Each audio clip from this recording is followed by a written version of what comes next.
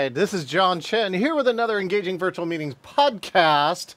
So excited. So many things going on here. Let's see. And I do have a few messages for all of our new friends that are around here. Hey, if you're watching us on either Facebook, LinkedIn, or one of these other places here, make sure and hit that subscribe, share, like, and comment in here to figure out what's going on. Speaking of which, we were talking about, I got a conference coming up. We have the Engaging Conference October 23rd through 25th, and just because you're one of my listeners, I would love for you to have this ticket. This is a 50% off ticket here to come to the Engaging Virtual Meetings, or the Engaging Conference, where we learn about engagement. Meanwhile, I want to engage with this other person. I met her at one of my NSA or not NSA related meetings. I'm using a new speaker tool for engagement. We're both fans of it, but this guest, she's a wife, mother, 20-year quota crushing sales leader, right? And EmpowerMentor with decades of been there, done that experience. And the favorite part, I love that, let's not do that again, life lessons to share. I really want to know that. And sales continues to, I'll be honest, is sometimes one of my challenges here inside of this business. Let's welcome to the stage the one and only Jennifer Simpson. Hey, Jen. Hey, John. How are you? I'm so good. Thank you for the welcome music. It is one of your specialties. It is. It's sometimes we've had dance contests with our guests when they come in and they're like, oh, wow, there's music here. What are you talking about? Oh, my goodness. So, Jennifer, where are you calling in from today, too? I'm from Des Moines, Iowa, sitting in the middle of the Midwest. Beautiful. Actually, a lot of my friends are there. I'm going to give a shout out to my friends at Training. Oh, no, sorry, not Training Magazine. Meetings Today magazine. I think their headquarters is in Iowa. So fantastic. Yeah. So for my friends who don't know you, Jen, why don't you just take a moment here and introduce yourself, who you are, and what you do in this world? You bet. So as he said, Jen Simpson. I really am passionate about sales, complex B2B sales. The more complex, the better. I pretty much feel that you need to get to the human, the person behind the persona. And that's what I do. I'm a sales trainer, coach, consultant, and speaker. And so the key message here, Jen, is I really want to know, how did you get into sales? You know, like sales is still one of those things that doesn't have a quote unquote college degree, although there are a few colleges now that are finally giving degrees in sales. But I know most people in sales have unique paths to get there. How did you get there? Oh, we're going in the Wayback Machine, aren't we, John? So at the Wayback Machine, let's go. The first exposure to sales that I had was in fundraising. So I worked for a private college and I assisted them with their fundraising for donations less than $5,000. And I ran their student call-a-thon program. So I was 21 years old and running a multi-million-dollar call-a-thon program with these students. And I realized that some of these students were older than I was. But I built the call-a-thon script and I just taught these kids, listen, you're 18 and you're calling an 80-year-old. How are you going to be relevant in an 80-year-old's world? You need to go back and understand what was going on for them when they stepped foot on this campus and get them engaged in a conversation about how much did it cost for them to go to school back in the day? And then inherently, they're going to ask you, well, what's a credit hour cost these days? And all of a sudden we're connecting the dots and we're getting back on the same page, and just taught them how to ask for, hey, will you just pay for one of my classes? And then we start the conversation there. That was my first exposure to sales. I just didn't quite realize it was sales at that point. My first actual sales job was selling billboards, and nobody wakes up wanting to buy a billboard. Let's just get that straight. And it was something where I had to learn why they were buying all those other media outlets instead of a billboard, so that it could be a both and scenario versus a replacement of. So I had to understand television and newspaper and print and magazines and direct mail. And this is over 20 years ago. So this is pre-digital, John. But yeah, you had to know why they were buying everything else to know where you would fit in the mix. And I was so successful that I had my face on a billboard as salesperson of the year for a couple of years in a row. And Wow. that when I met my husband on the internet, this was Match circa 1.0. I wouldn't tell him what I looked like or what I did for a living. I didn't put my picture out there because I thought that they would connect the dots, and that was kind of creepy. And so when I finally realized that he was a cool guy, I told him which intersection in town to go drive down and look up so that he could see my 48-foot billboard. That was the first exposure my husband ever had to what I look like and what I did for a living. That's a great story, right? So wait, I made my career in team building. Do you know what geocaching is? Yes. Yeah, so geocaching, right, is a high-tech scavenger hunt. It would have been really cool to send him, like, all you do is text him, right, coordinates, and he's got to figure it out, right? And then he goes there and he looks up at the sign, right, and sees you. Large. Yep. My teeth were officially 6 foot wide. Like in this 48-foot billboard, I could lay down in my teeth. Like it was pretty fun. There's pictures to prove it. Well, some of my dentist friends would say you have phenomenal teeth. I'm pretty sure, right? Well, thank you. No braces, el natural. Wow. Super impressive. Okay, well, good. We have Keith Johnson is watching us on Facebook Live. Welcome. We got a few other guests that are around here with us. I love this story. And, and so what's the moment that you really kind of knew that sales was your thing? Meaning all right, like I'm trying to think of like, do I have a sales job? I mean, one of our biggest one is like, I had a salesperson. She came in, she was a new salesperson. She does have the record still to date for the largest single event sales, and like clocked a $200,000 team building event in the Arizona stadium, Chase Stadium. Wow. Right. With two companies that merger. It's like one of still the best experiences to date. And she loves sales. So I'm just kind of curious, do you have that moment when you finally clicked to you going, I think this is what I want to do? I wish there was some magic moment where you're like, oh, this is what I want to be when I grow up. Like, that's amazing. No, I think at some point when you realize that you got really good instincts, like I started to trust my instincts, and I could start to see that I would see things that the client needed to see, and I could help them connect the dots on that. And then when they start reaching out to you and asking for advice and support on things that weren't even related to the products that you sell, when you get to a trust level and you go to a trusted advisor level, you know that you're making a difference and that you're connecting beyond just selling a product. And I just really appreciated that I was making an impact in these organizations. Yeah. The trusted advisor level. So I want to ask about that. So here in virtual land, one of the things, a third chapter in my book is all about psychological safety, right? And I cite Google's research. It's called Google Aristotle. They did 18 months of research about what makes their high performance teams, which is why I read it, because I'm in team building. And they thought it was like, is it the money we pay them, the laptop we give them, the office they give them? And it turns out it's none of those things. They said the number one thing that all the high performing teams at Google had in common was psychological safety, defined as I feel safe to take a risk in front of my teammates. And I would love to hear from you, Jen, like, what do you think you do to create that level of trust with somebody often you don't know? It's displaying your own level of vulnerability. Most people will follow the leader when it comes to if you will, I will. And so a lot of the times you have to take that step of vulnerability.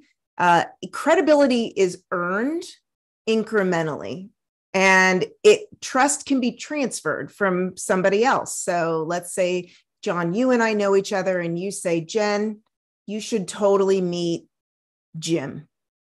And you can trust transfer, and I can have a conversation with Jim, and he can sort of take over some of that credibility component because he got it from you. But I still have to earn trust.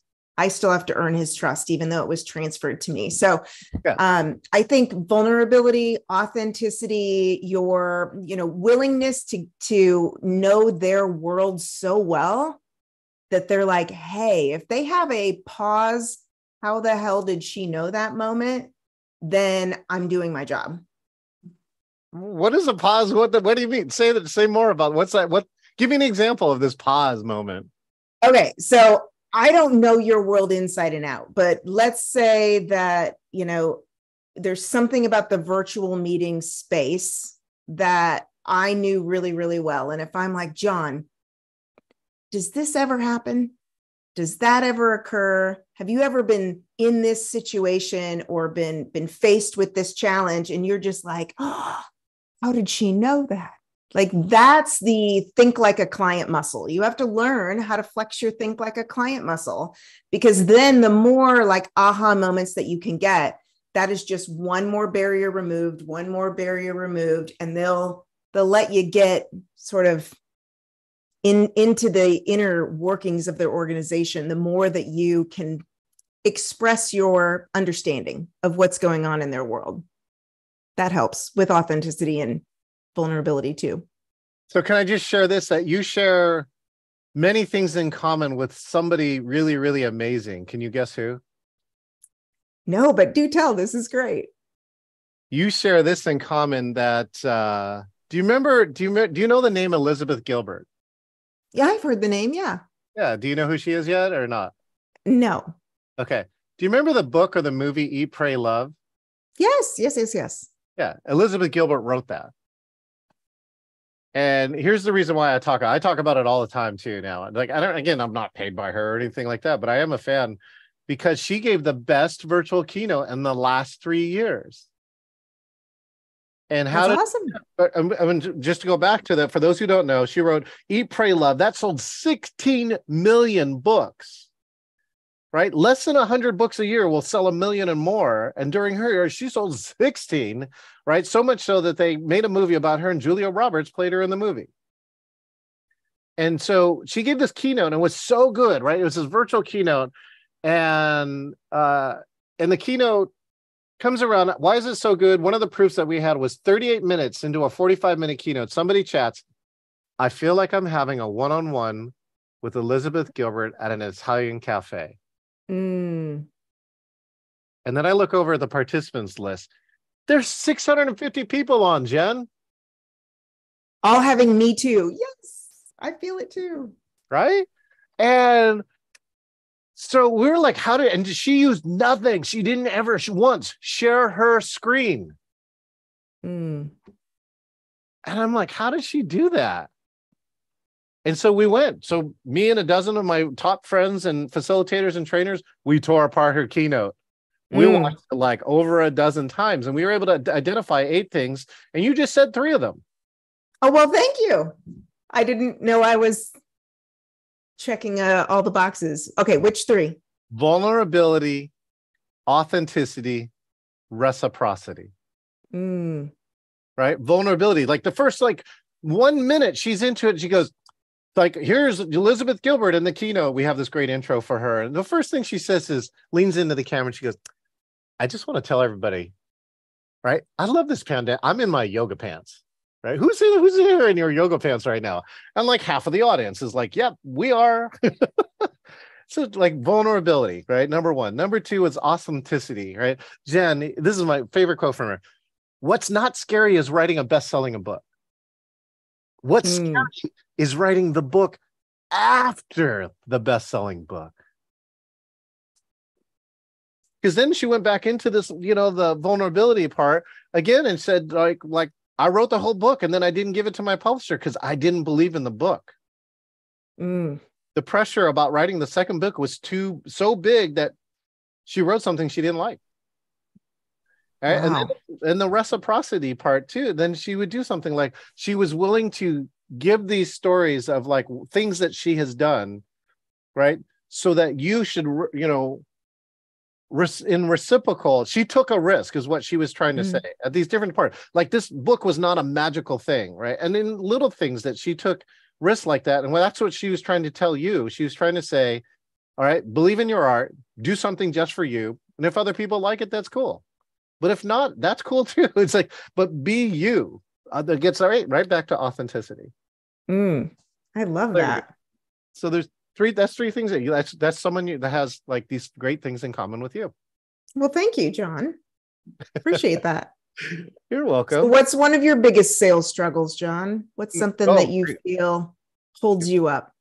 The sales struggles right now is well, I kind of think you might be solopreneuring a little bit like me, which is we always run into what we call the service sell dilemma, which is when I get busy, I start selling less, right? And then when I'm not busy, then I got to start selling. And even recently, I have this great strategy, which is I have like at least a dozen producers who I could put out all the time. But in the beginning of this year, I did great. Like, Jen, I love this pandemic. Don't get me wrong, because basically I was able to change my business in a year, and I was more profitable. I made more revenue and more profit over the last 2 years. But at the beginning of this year, right, something changed.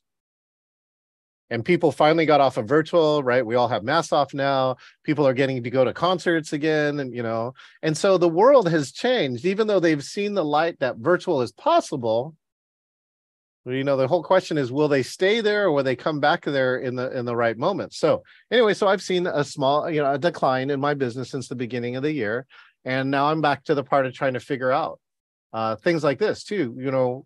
Where do I go for that, and who are the best people to find? So like right now, I'm looking for conference organizers. That's actually why my whole conference is themed around conference summits and masterclasses, because that's one of my best clients. La-di-da. There you go. That's the real truth. I love it. And that's one of the first things that I challenge people on is, what's your magic client criteria? Are you actually talking to the right people, putting the right prospects in your pipeline? Because there's this nasty little circle between sales and marketing. Yeah. And if sales is thought of too much like marketing, you're going to be in trouble. So let me give you this perspective. So marketing is intended to drive inbound leads that sales then converts. That's your circle. Okay. Marketing leads, sales converts. Marketing leads, sales converts. Right. Now, that is being reactive in your sales cycle. That is other people learning about John. Social media does its job. Somebody passes John's name along. Great. All of that brand awareness and marketing is creating a bit of that flywheel for you. Now, sales is truly outbound, not inbound, and it is proactive, not reactive. There's the difference between those two jobs. And so if you're going to do that, then that is John making an effort to get access to those meeting planners and organizers and other individuals who are sitting in the too virtual, too not virtual decision, or do we hybrid, do we not hybrid? Maybe, John, it's not the big conferences that were what COVID needed in the moment. It might have morphed, and what they're challenged with now might be more of an employee training component than it is a let's all gather for our rah-rah convention. It just might be looked at differently now. So getting your magic client criteria clear is huge, but then what messaging is going to matter most to your magic clients? And that's the think like a client muscle that you need to flex. And oftentimes you're going to learn that by working with your existing clients. So when you're saying I service or I sell, use your service time to really master how you're going to sell someone who you want to replicate. Yeah. So if you are working with a client and you're like, you know what, I want more of these clients, then you need to reverse engineer what made them such a great client in the first place. Yeah. And then go put more of those people in your pipeline using all of the stories and experiences that you learned while you were servicing those clients, and give yourself small little mini goals. Like don't overwhelm yourself. I mean, sometimes I call it a focus 5. I just need to focus on putting 5 magic clients into my pipeline. And then every month you can decide, push or pull. I'm either going to keep these 5 and keep working it, or I'm going to take one off and add one. But just start small. Give yourself mini goals. Don't overcomplicate your outreach. Beautiful. I really love the key messages inside of there too. Think like a client muscle. I mean, that started from your first place Even today, I interviewed one of our keynote speakers, Amanda Lee Kaiser, who's elevating engagement in associations. And she says, think about first what your message is, but then go to the other side and say, you got to get in their shoes and say, what do they want to hear? And so she says quite often in associations, like in associations, we want to tell you everything. Right. And when you're like a new member, let's say you're a new member at NSA, you just need like 1 to 3 things that are like important to do. Like, I'm a new member. What's the best benefit? What's the one thing that's going to make a difference in my speaker life? Right. So, oh, by the way, side note, Jen, I get to share my win of the week. I am the president-elect of the National Speakers Association Northwest chapter, right? Oh, let's see. Congratulations. That's a big deal. Good job. Here, look, I got my own applause there. So thank you. And so now I'm thinking, I got to think like that for the next year as a leader of this organization, because one of their goals, of course, is going to try to increase membership. So I appreciate that. You know, I think that's right on the Focus 5. Here are 2 other things that I heard. I'd love to see if you have any opinion on. Number 1 was partner strategy. Find the best partners, because like I have a lot of great individual clients, but if they stop, or if they, you know, it's them, and sometimes it was a one-time thing, then it's not correct. But partners have the same clients with the same problems running over, right? Like the number 1 problem we heard too is like the amount of stress that people have in putting on a virtual conference is enormous. Like today, you said your camera didn't work. It did not. And like as a speaker, that's like one of the most nerve-wracking things going on. I got 2 minutes before I'm on and my camera is not cooperating. And organizers, while they know what to do in the real world, they have no idea what to do in the virtual world to fix problems. And we do, right? We do stuff all the time. Oh, Jen, have I told you one of my favorite stories yet? No, go. So you're talking about like this is how I sell people, is I got to tell a story. This was, again, I took that was tip number 4, by the way, from Elizabeth Gilbert, is storytell. And it goes like this. The VP at Microsoft, woman VP, is about to keynote, right? And she's logged in 45 minutes, and all of a sudden on the attendee list, she disappears. She's like, bloop. And I'm like, where did she go? Let's call her Lisa. Where did Lisa go? And so someone goes, I'm on it. So we have speaker buddies for every single person. So they have a liaison. So they end up calling her and they said, oh my God, you're never going to believe this. All the power and internet to my neighborhood was just cut. Oh. And they're like, okay, well, what do you have? Like, is your cell phone working? She goes, yeah, my cell phone fully charged. I'm like, that's good. Well, but I got terrible signal. Like I'm only hearing part of your words here. So even her own house doesn't have good cell signal strength. Oof. And so she goes, okay, we got 38 minutes before your keynote. Let's go first. So solve challenge number 1, right? We have a copy of your slide deck. That's that's one of my top producer tips. I always have a copy of your slide deck. So I said, well, okay, good. We got your slide deck. We're already good with that. Now, here's the next thing. So how far do you have to drive to get good cell signal? And she goes, probably 20 minutes. So like, get in your car right now. So she gets in her car, plugs in her phone. She's still on the phone with this other person. When she finally gets good cell signal, she logs back into the meeting with 8 minutes to go. Woo. And then she comes in, and luckily she knows her material well enough that she can go and do the whole presentation just knowing, you know, what slide she's on. If you just said like, what's on the slide. And so we saved this part of the keynote, and she opened with that. She goes, because, you know, this was like 2020. This was like April or May 2020, saying we never had thought that these are the things that we'd have to deal with, but this is our new reality. Mm-hmm. And she then admitted, she goes, look, I'm telling you, I'm delivering this keynote from my car while the car is running with the charger on here so we could be here. And he goes, and then she like appreciated the team. She goes, before I even start, I want to thank the team that is producing this meeting, right, for talking me off the ledge and getting me here so I can present to you. And then she went into her keynote. That's amazing. I as a virtual trainer, I was training Southeast Asia. It was 2:00 in the morning. And my second, like I have a massive curved screen. I have a secondary tall screen. I have my laptop. I had my tablet. My phone is set up. Like I've got my facilitator notes. I've got my training curriculum, my PowerPoint, like everything is everywhere. I've got a Google Docs for my tech person in the background. And I lost my second and third screen. I only had my laptop. Like there was just something about my system that wasn't connecting. It's 2:00 in the morning. I was like, how the hell am I going to train on this without all of my screens? And I figured out a way. Like I propped up 2 tablets and I had my phone open, and like, you have to pivot, but that's why we tech check with 45 minutes in advance before said training, just to make sure we don't get stuck. But I got my husband out of bed 3:00 in the morning. I was like, you're going to have to help me fix this. What did I do? That's commitment. Nobody told you at the wedding ceremony, right? Through good and bad internet. No, sir. No, sir. It was my docking station is what it was. So all the little USBs that went in the back, my docking station went bad, and I ended up plugging things into my laptop. So we figured it out, but I'll tell you what, I've been there. I've done that. It is no fun. And Have I ever showed you my setup? Yes, I saw it. I'm jealous of your setup, for the record.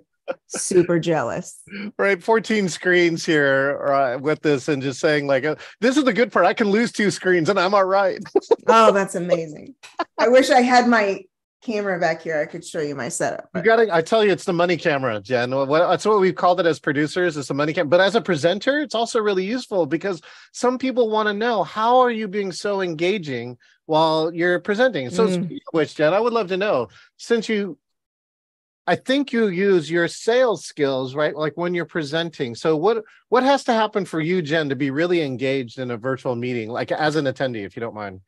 You bet. So first of all, when I'm training and I've got people in different countries all around the world, I need to be able to see them. So we have some rules of engagement. As a facilitator, you definitely want people to have their cameras on, but I want their cameras on because they want to get the best out of the event that they're attending. So I highly encourage cameras on, and I'll be like, listen, like I'm training salespeople, and I'll say, what would it be like if you tried to conduct a sales meeting without the client you wanted to talk to actually like looking at you and engaging with you? Like that makes your job really hard, right? Yes. So does it as a trainer. If I can't see you, it makes it very hard for me to train you at my best capacity. So cameras on, you're not always going to get it. Thank you. Yes, please, please, cameras on, because that's going to make it good for both of us.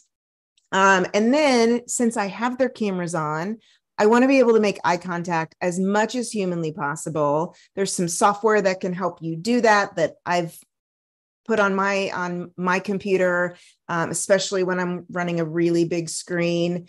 But if I don't have that software running, like I'll grab and their little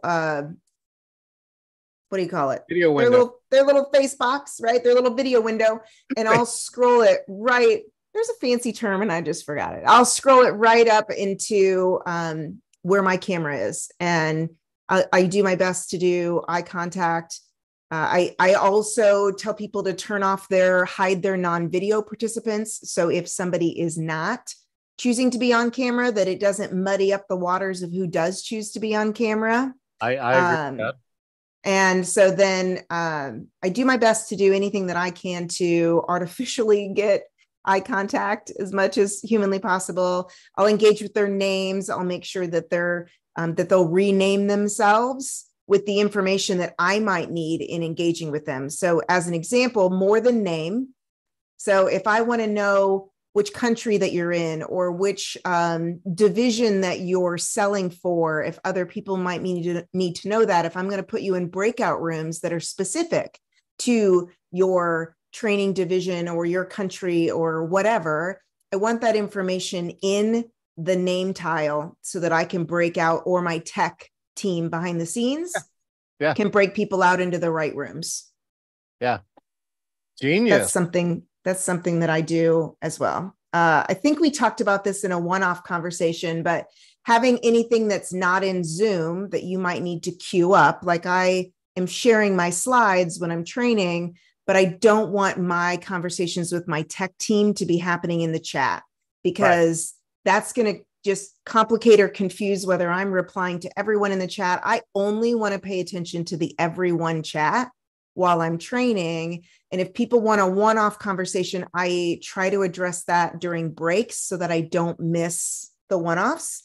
So I'll build in breaks where I can respond to the one-off requests, but I'll let them know that. So as a facilitator, I'll say, please, if you want one-on-one conversations or questions that you want to keep private, I won't be able to respond to them during the training, but I will do my best to engage when we take our breaks. Right. And then I monitor the everything chat. I'll run a Google Doc with my tech team as a side tool, so that they can take notes for me and kind of catch things that I might need to cue in my live coaching.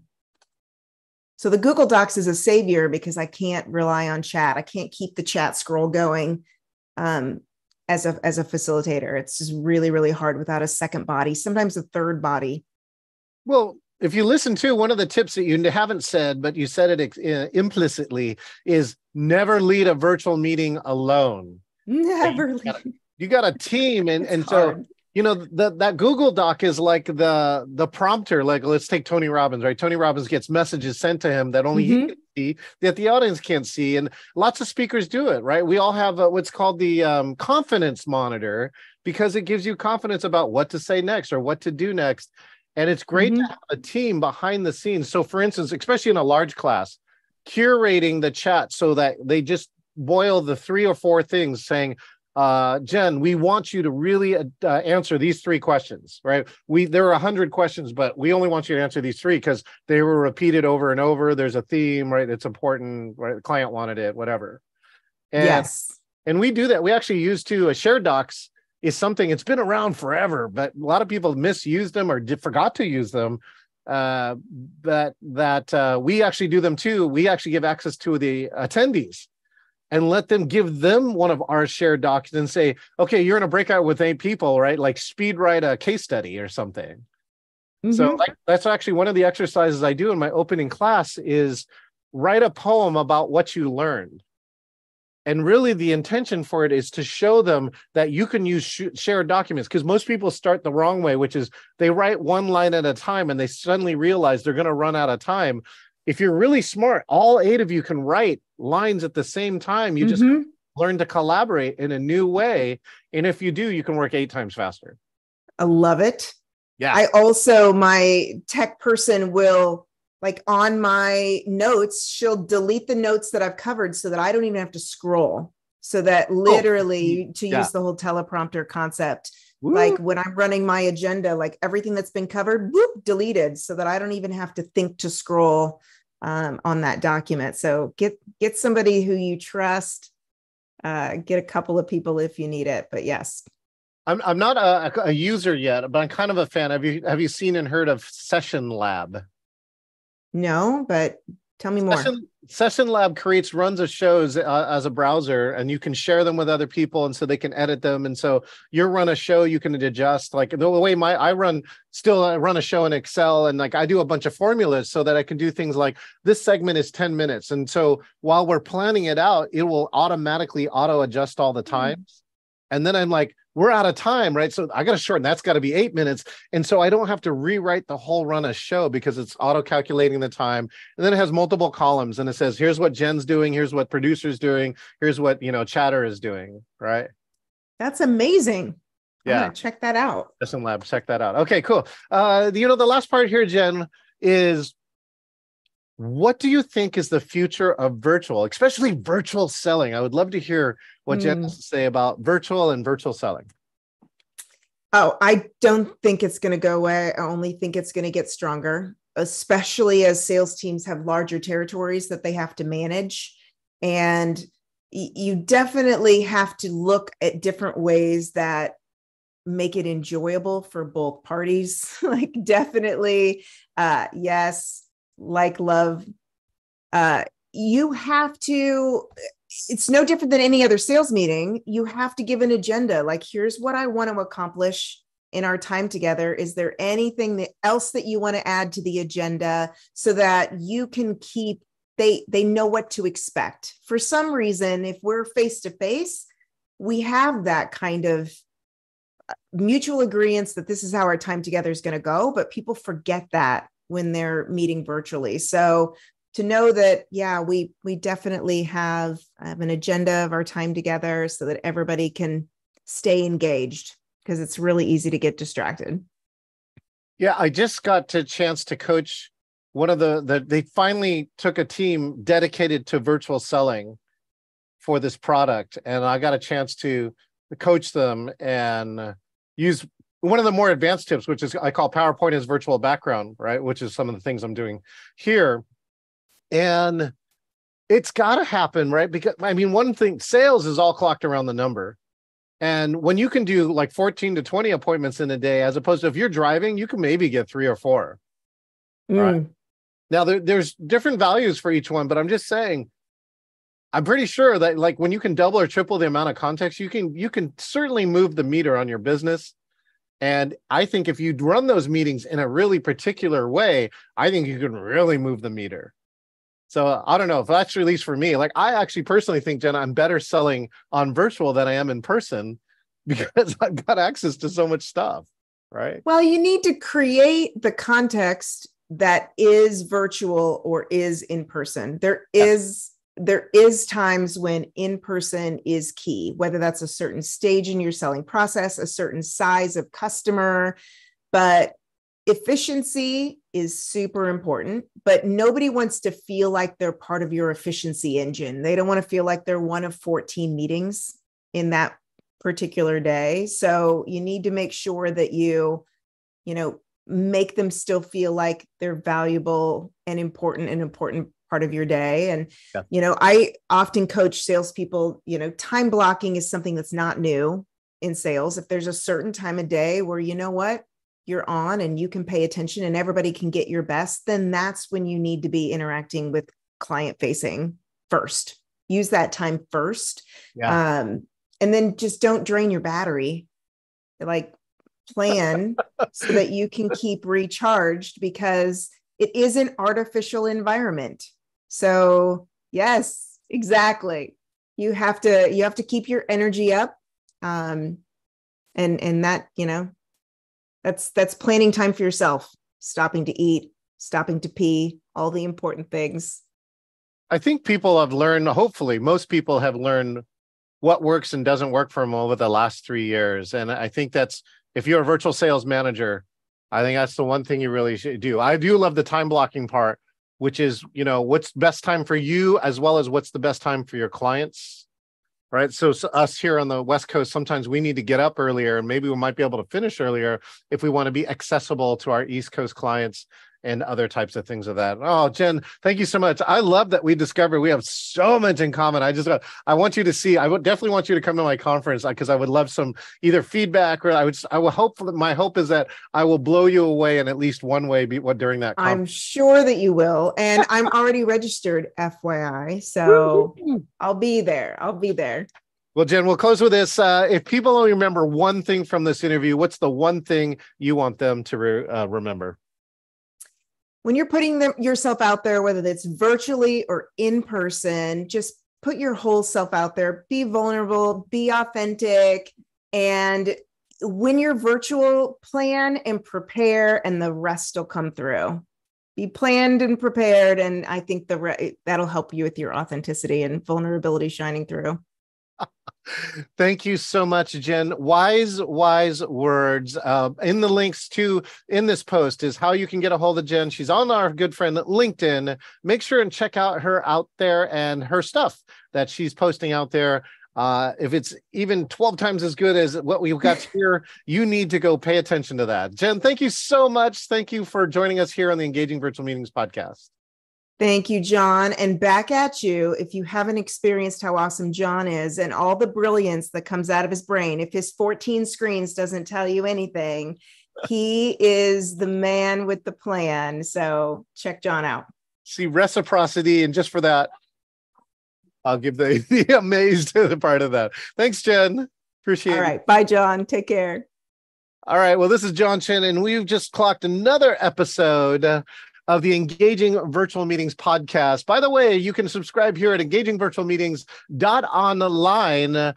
We just crossed over some great milestones, and we're releasing episodes every single Wednesday. So once you subscribe, you will get a new content every Wednesday, which is amazing. And by the way, if you want to be the next guest here and be a guest on the Engaging Virtual Meetings podcast, all you got to do is click this link, engagingvirtualmeetings.com, and select interview. Pick an hour out of your day, and you too could be the next guest here on Engaging Virtual Meetings podcast. Until then, look for all the different ways that you can engage. Listen to the, oh my gosh, the reciprocity and the authenticity if you want to make more sales. That's what Jen says, and that's what I say. And I say the same thing until I see you next time. We'll see you there. Don't stop people and keep people. Show me your heart.